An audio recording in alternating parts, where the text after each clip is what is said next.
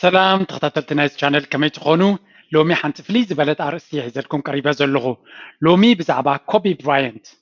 براينت أبناء عالم ناي سبورت بفلاي دما أبناي باسكت بول عالم قد كابتوم زلا على الزنان زلا على كبرن زوهابو زنبرا سبيو أم جمارنا كتشحن أسران بحدقا ناي نفاريتيو كابز عالم بموت تسنابيتو أزيو زحزن فتعما ونيرو بزح عالم وزن كتكتا زيناي نيرو مسقالو نساون عباي ناي باسكت بول جيفت زنبرا كمون حيال سبات مسو زنبرو إيو بهندبت كابز عالم بموت تفليو منكسا سماي دماي وارسو كوبي براينت أب عالم ناي باسكت بول زلا على زنا زلوو ناي all time champions بحال MVP champion بفلاي دما أب حنت كلب نأسر عامت ليكرز أب زتبهال كلب ناي LA نأسر عامت أب زلا على ترزي بزلا على بركتو زسرحي نيرو أب سبورت ترايز يكون كبرزو هابوغن أب كالت صلات ناي عالم بفلاي دما أنا دونجيك فلطة جميرة بفلاي أب باسكت بول كابنا وحي فلطة نيرة جن اتناتو لبونا ካብ ባስኬትቦል ወፃኢ ዝነበሮ ምክንያቱ ባስኬትቦል ምስ ወደየ እውን ኣብ ዓውዲ ናይ ፊልም ኣትዩ ዓብይ ክብርን ዓብይ ሽልማትን ዝወሰደ ሰብ ነይሩ ብፍላይ ናቱ ጥበብ ናቱ ኣተሓሳስባ ናቱ ብቅዓት ኣብ ካልእ ፅላት ናይ ሂወት ክትርኢ ከለካ ኣይገርመካን ክሳብ ክንደይ ኣብ ባስኬትቦል ሓያል ከም ዝነበረ ስለዚ ሎሚ ካብ ስፖርት ወፃኢ ልቦና ንሱ ካብኡ ክንመሃሮ ንኽእል ኣብ ዓወት ኣብ ጉዕዞ ናይ ሂወት ምስ ሰባት ካብኡ ቀጥታ እንታይ ክንመሃር ንኽእል ኢና ክንርኢ እሞ ቀጥታ ናብታ ቀዳመይቲ كوبي براينت حدا عبي انترفيو مس حدا كيلا بزقبرو لجزء بزعبا نسنتو أبزعلول زنبرة أبيناي كل عدمة بنصور انتاي كون أبي وتاي كم زدل فليتو مسبلوه ودع 13 عمد كله أبي وتو قدام يزقدر سنتاي مخانو بنصور كلا خمس خالة تزاريبو زدما ودع 13 عمد كله أنا نا عالم زعبي ناي باسكت بول تصاعتاي كوني قبل مريض مالتيو ስለዚ ካብታ ግዜትያ ኣብ ሂወት ኩሉ ትንሱ ዝቕበሎ ዝነበረ ሂወሲ ላይብረሪ ናተይ ኮይና ክብል ጀሚሩ እንታይ እሱ ኸ ዘንብቦ ዝዛረቦ ዝሪኦ ፊልሚ ዝሪኦ ቴሌቭዥን ዝቐርቦም ሰባት ዝኸዶ ቦታ ዘንብቦ መፅሓፍቲ ኩሉ ናብ ባስኬትቦል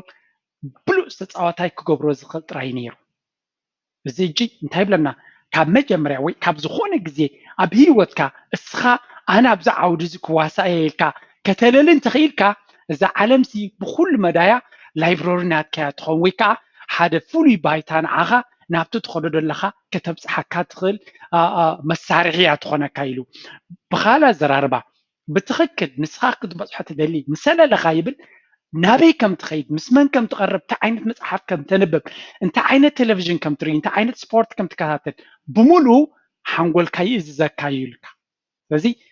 እንታይ ከም ተደላብ ሂወት ምልላይ ትዝኸበደ እምበር ንዑን ተላሊኻ ክንዲ ምንታይ ግዜ ከተጥፊኻ ምስመን ኣብ ምንታይ ዓይነት ሂወት በዓላ ክትመርሓካያ ግድ የብልካ እናበለ ይመኽረና ማለት እዩ So once you know your purpose, the world becomes your library ትብልካ ናይ ብሓቂ ንዓይ ዝተንከፈትንያ ስለዚ ንሕና ንስኺ ኣበይ ናይ ዓውዲ ክትዋሲ እንታይ ክትኮኒ ኣበይ ክትበፅሒኻ ትደሊ እዚኣ ጥራይ ከተለሊ ግዜ ውሰድ እምበር لك نعم سلالخا هيود بعلا عدلات كتفطرلك خجمريا غزيخا كمي كم تطفوك تعبركا ما اسنق وقت تنسخم زلكا ما اسكدكس كم زلكا كندي ساعات انت عينت كتقبر كم زلكا بعلا كتنقركا يبلنا عباي تمرت دمايزيا ابي وتي ونستمكر كويا كاليتي success has a price مبجحتو سب عود دليه ابزخ بس دليه كمزو كون دليه يبليو مبجحتو سب زي فلط انا قرقن اتخذ بصحة تدلي زلخ عود اتخذ كتكونت تدلي زلخ يوت واقعي حتتيو there is no free lunch بنات أزر كب عود يلنا بيوت كتعوت تدليخا كتعوت تدليخي نتنا عود واقع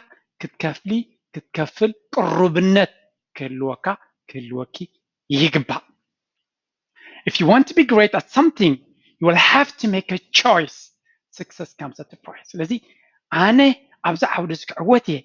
ندحريلك ويندحريلكي then you have to be ready to make a choice مرج أنا هيوت مستعوز زخيد نجارات كتمرد كتجدديها زخان time مالتيو there is inherent sacrifice such as a family time hanging out with friends being a great son nephew whatever that case may be you have to be ready to make that sacrifice. ስለዚህ ኣብዚ ዓውዲ እዚ ኣብዚ ሂወት እዚ ክዕወት እየ ኢልካ ምስ ወሰንኪ then ብዙሕ ነገራት ምስኡ ዘይከይድ ነገራት መስዋዕቲ ክሓተካ እዩ ምስ መሓዙትካ መዓት ግዜ ከተጥፍእ ቻት ክትገብር ክትዕልል ክትላገፅ ቫኬሽን ክትገብር ግዜ ይክህልወካን እዩ ምክንያቱ ኩሎም እቶም ምሳኻ ዝኸዱ ዘለዉ ክዕወቱ እንተኮይኖም ከማኻ እንተኮይኖም ንሳቶም እውን ኣይክሓቱኻን እዮም ኖርማል ሰባት እንተኮይኖም ግን ኖርማል ሰባት ብዙሕ ግዜ ኣብ ዘይዕውቶም ነገራት የጥፉ እዮም that's why ድማ ዝበዝሐ ህዝቢ ዓለም ዕውት ዘይኮነ ኣብ ሂወት እዚኣ ክንፈልጣ ክንክእል ኣለና ዝበዝሐና ህዝቢ ኣብዛ ዓለም ዕውታት ኣይኮናን ምክንያቱ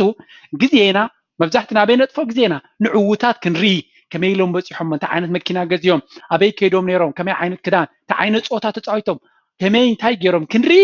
ግዜና ነጥፎ ምክንያቱ ንሳቶም ነቶም ምስኦም ዝኸዱ ነቶም ጥቆም ዘሎ መወዳድርቶም ከማን ክርዩ ግዜ የብሎም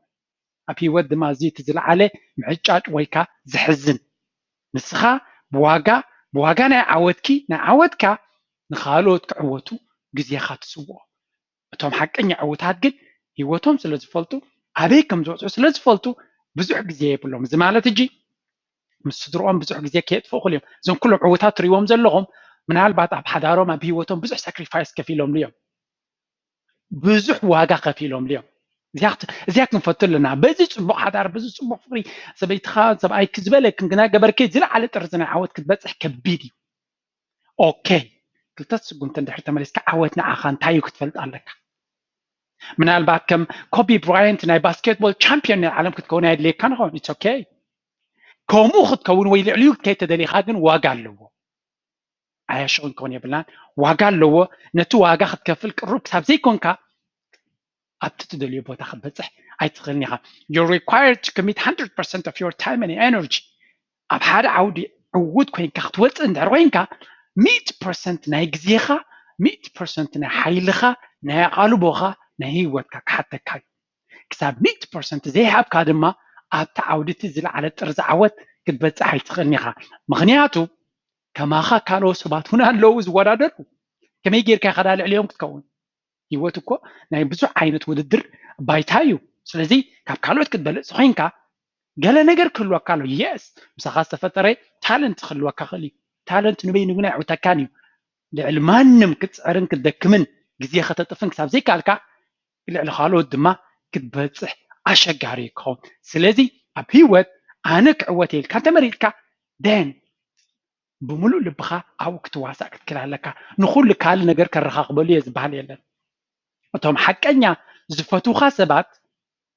ኣብኡ ሙሉእ ጉልበትካ ሙሉእ ግዜኻን ክትህብ ከለኻ ኣይሕዝብልካን እዮም እቶም ናትካ ዓወት ዘየድልዮም ሰባት ግን ኣታታይ ኻስኺ እንታይ ኸስኻ ስለምንታይ ትገድፈና ኣለኻ ካባይ ድዩ ከምዚ ሕሽካ ንዓይ ገዲፍካ ደናብዚ ኸይድካ ክብሉ ከዳኸሙኻ ክፍትን እዮም ንብዙሓት ሰባት ድማ ድሕሪት የትርፍዎም እዮም ስኻ ንስኺ ግን ተጠንቂቕካ መንገዲ ዓወትካ ከነለሊ ይላቦ ሳልሰይቲ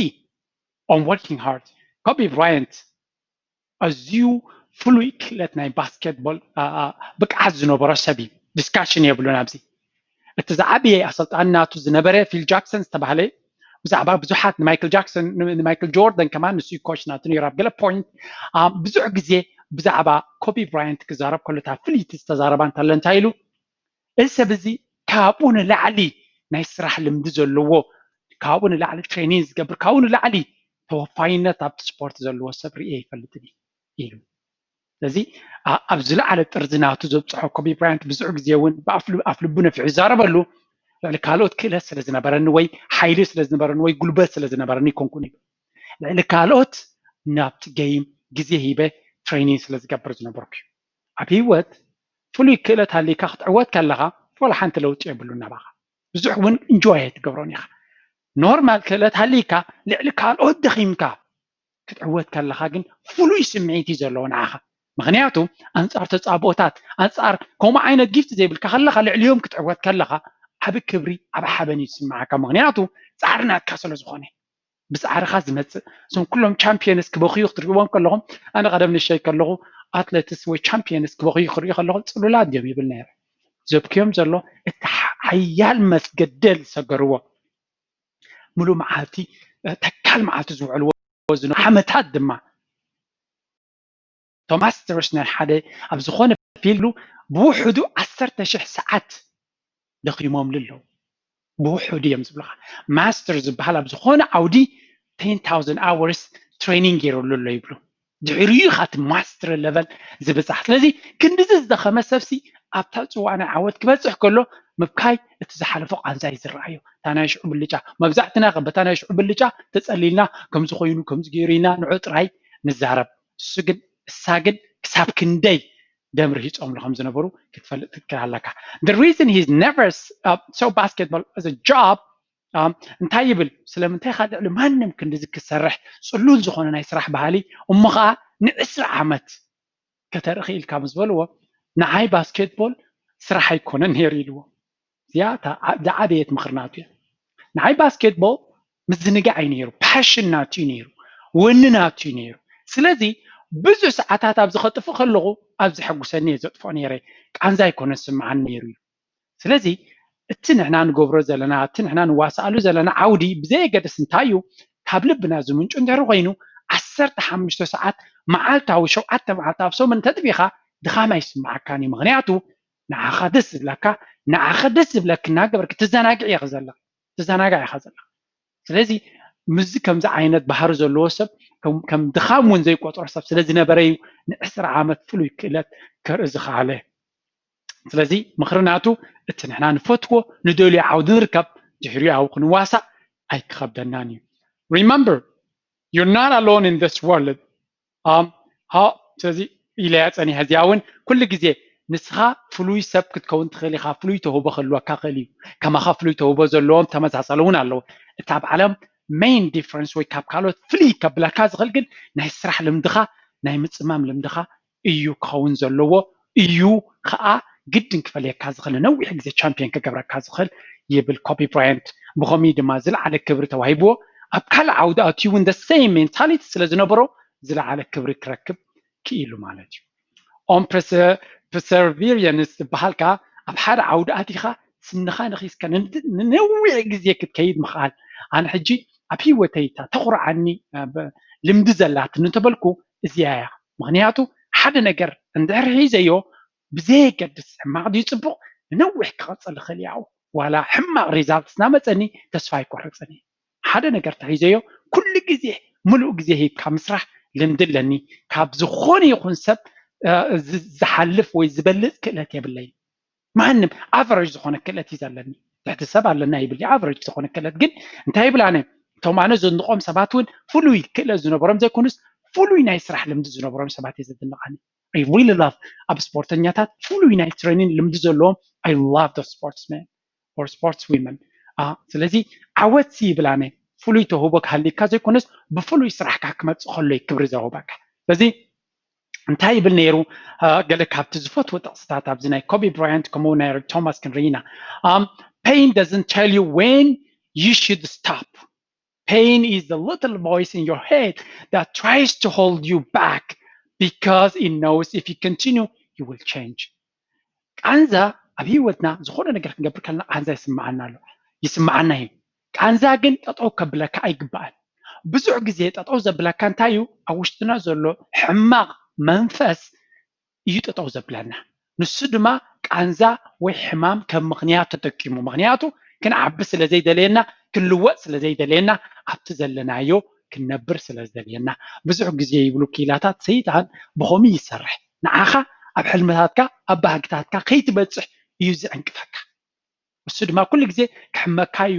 ክትቆንጆ ኢኻ ከሸግረካ እዩ ርእስኻ ክሕመካ እዩ ብምባል ምክንያታት ንስኻ ክትቅበሎም ትኽእል ምክንያታት ብምቕራብ እዩ ዘድክመካ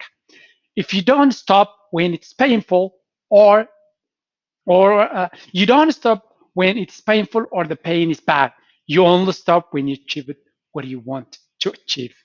ኣብ ሂወት ታይብለና ኮቢ ብራያንት ቃንዛ ስለ ዘጋጠመካ ሽግር ስለ ዘጋጠመካ ሕማም ስለ ዘለካ ይኩንካ ጠጠው ክትብል ዘለካ ማስ ጠጠው ክትብል ኣለካ ምስተዓወትካ ጥራይ I stop only when I realized when I achieved my goals ክንደይ ግዜ